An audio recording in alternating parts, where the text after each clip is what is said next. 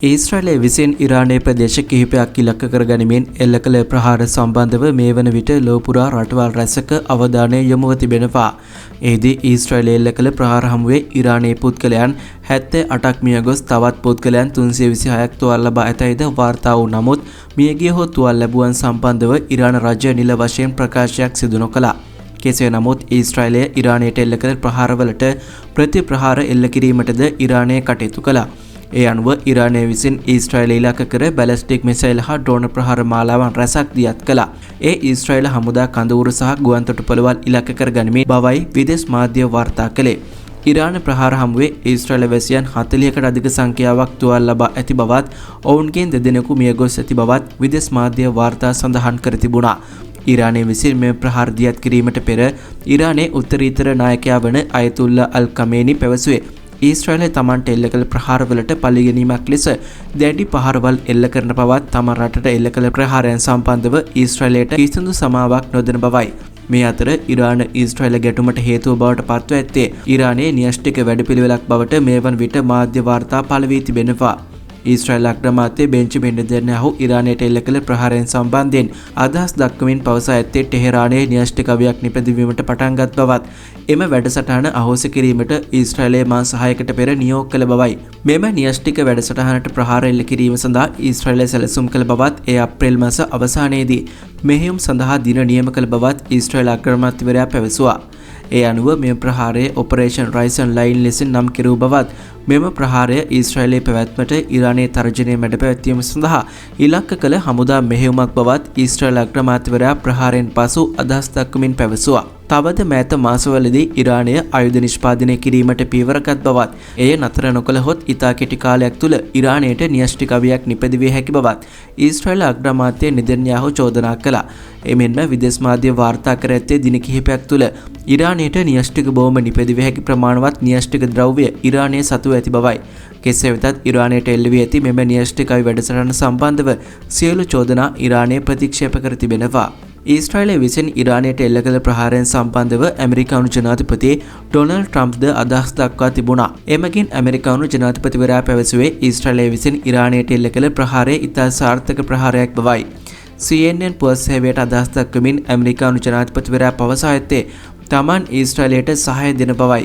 ඉරාන න්‍යෂ්ටික වැඩපිළිවෙල සම්බන්ධව ඇමරිකාව සමග ගිවිසුමක් ඇති කර ගන්නා ලෙස තමන් ඉරානයට දැනුම් දුන් නමුත් ඔවුන් ඒ සඳහා අවධානය යොමු කළ යුතුව තිබුණ බවද ඇමරිකානු ජනාධිපතිවරයා පවසා තිබෙනවා.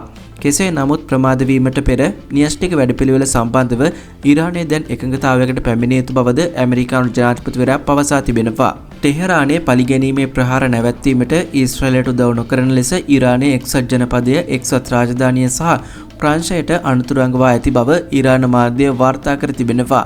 එම රටවල් තුන ඊශ්‍රායලයට සහාය දක්වන්නේ නම් කලාපයේ පිහිටි එම රටවල් තුනට අයත් නැව් සහ හමුදා කඳවුරු ඉලක්ක කර ප්‍රහාර දියත් කිරීමට සූදානම් බවද ඉරානය අනතුරු ඇඟවා ඇත.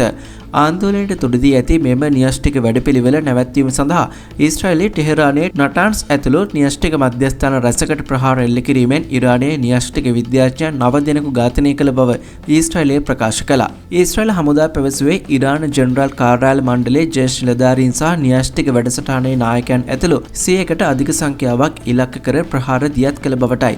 IRGC අනුබද්ධ ප්‍රවෘත්ති ඒජන්සියක් වන තස්නිම් වාර්තා කළේ ප්‍රහාරවලේ න්‍යෂ්ටික විද්‍යාඥයන් 6 දෙනෙකුද මියගිය බවත් ඔවුන්ගෙන් 5 දෙනෙකු නම් කර ඇති බවයි.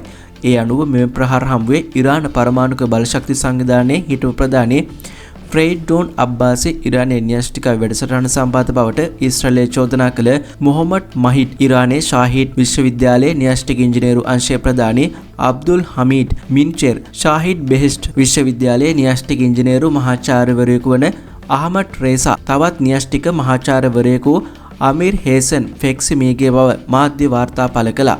ඉරානයේ ඉලක්ක කළ මේ ප්‍රහාර හමුවේ ඉරානයේ හමුදා අනුදෙන නිලධාරීන් 30 දෙනෙකුද ඝාතනය කළ බව ඊශ්‍රායලය නිවේදනය කළා.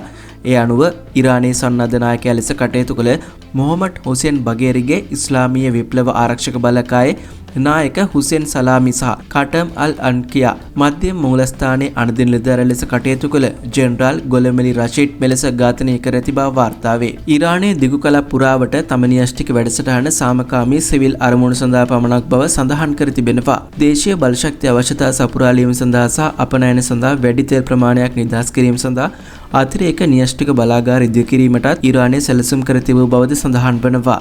න්‍යෂ්ටික බලාගාර සඳහා යුරේනියම් නම් ඉන්ධනයක් අවශ්‍ය වන අතර එක්සත් ජාතීන්ගේ නිරීක්ෂණ ආයතනයකට අනුව න්‍යෂ්ටික වැඩසටහනක් නොමැතිව ඊරානයේ දැනට කරන ආකාරයේ යුරේනියම් වෙනත් කිසිදු රටක නොමැත.